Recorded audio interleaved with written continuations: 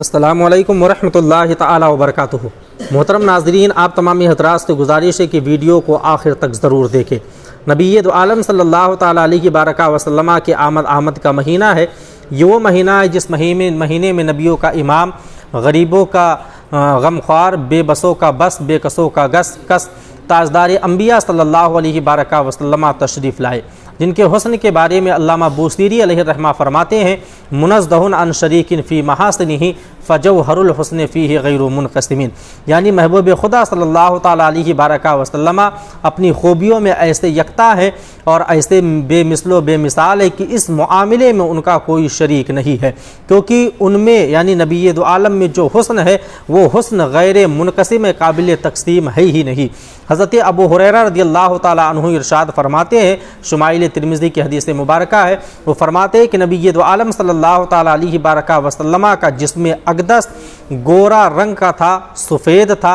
ऐसा मालूम होता था कि नबी को या आपके मुक़द्दस बदन को चांदी में ढाल कर बनाया गया हो।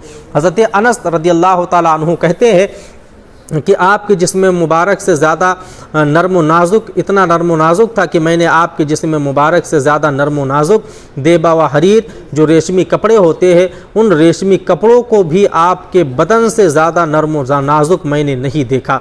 और आपके जिस्म मुबारक की खुशबू इतनी थी, इतनी ज़्यादा थी कि कभी कोई खुशबू नबी दो आलम सल्लल्लाहु ताला अलैहि बारका वसल्लम के बदन मुबारक से निकलने वाली खुशबू से ज़्यादा मैंने महसूस ही नहीं की।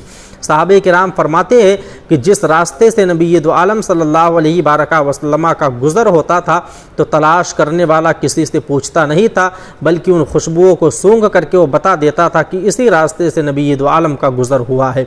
इसीलिए तो बरेली के इमाम फरमाते हैं, गुज़रे जिस राह से वह सैयदे वाला होकर, रह गई सारी ज़मी अंबरे सारा होकर।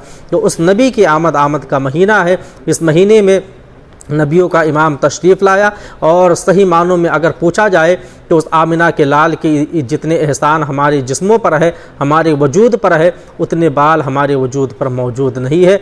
नबी दो आलम सल्लल्लाहु ताला अलैहि बारका वसल्लम का एहसान अज़ीम है कि आज हम और आप एक इंसान की तरह ज़िंदगी गुजार रहे हैं, नहीं तो ना जाने कहा हम जानवरों की तरह अपनी ज़िंदगी गुजारते हुए नज़र आते। तो उस नबी की सुन्नतों पर अमल करें, उसके तरीक़े पर अमल करके दुनिया को दिखाए कि हम किसी और के ग़ुलाम नहीं है, बल्कि मुस्तफ़ा जान रहमत सल्लल्लाहु अलैहि बारका वसल्लम के ग़ुलाम हैं।